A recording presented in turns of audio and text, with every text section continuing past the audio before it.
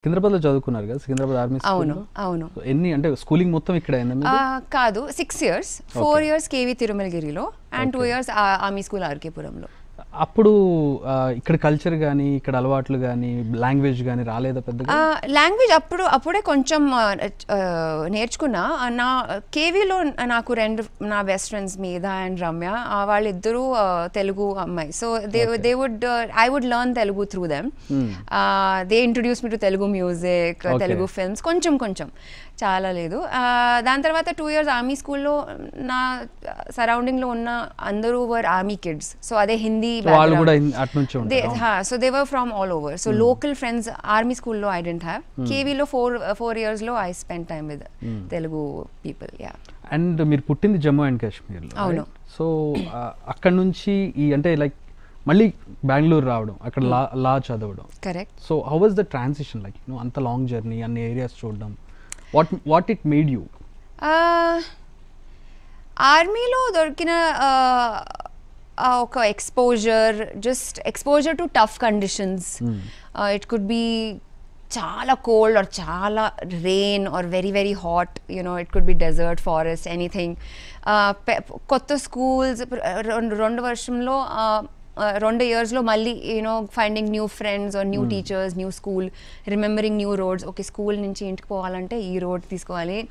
Like it would be like new, like game reset and you're starting from scratch. Refreshing అనిపిస్తదా?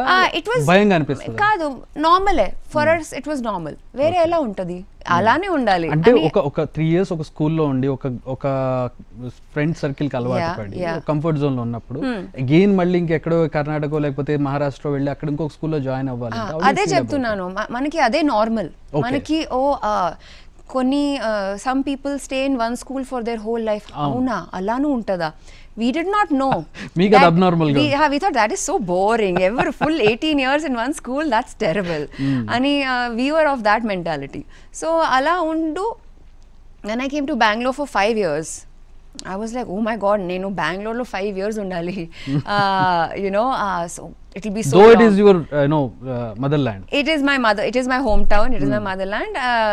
అయినా కూడా as like okay 5 years తర్వాతనే move చేయొచ్చు, I have to be here for 5 years అని start అయ్యాను. కానీ దాని తర్వాత Bengaluru was a holiday. అంటే స్కూల్లో హాలిడేస్ ఉన్నప్పుడు మేము we would come visit. Then it became home, from a home town it became home. Then I never moved out of Bengaluru. College తర్వాత జాబ్ దొరికింది, జాబ్ తర్వాత యాక్టింగ్ ఫిల్మ్స్కి స్విచ్ అయ్యాను. ఇప్పుడు it's just I have stabilised and settled in Bengaluru. So మీరు practising లాయరా? చేశాను. Practising అంటే కోర్ట్కి వెళ్ళలేదు, కానీ ఫర్మ్స్ లో పనిచేశాను, రియల్ ఎస్టేట్ ఫర్మ్స్ లో పనిచేశాను. yes. సో మంచి రీసెర్చ్ చేశారు మీరు. సూపర్. నాకు ఖుషి, నాకు చాలా సంతోషం. Thank you.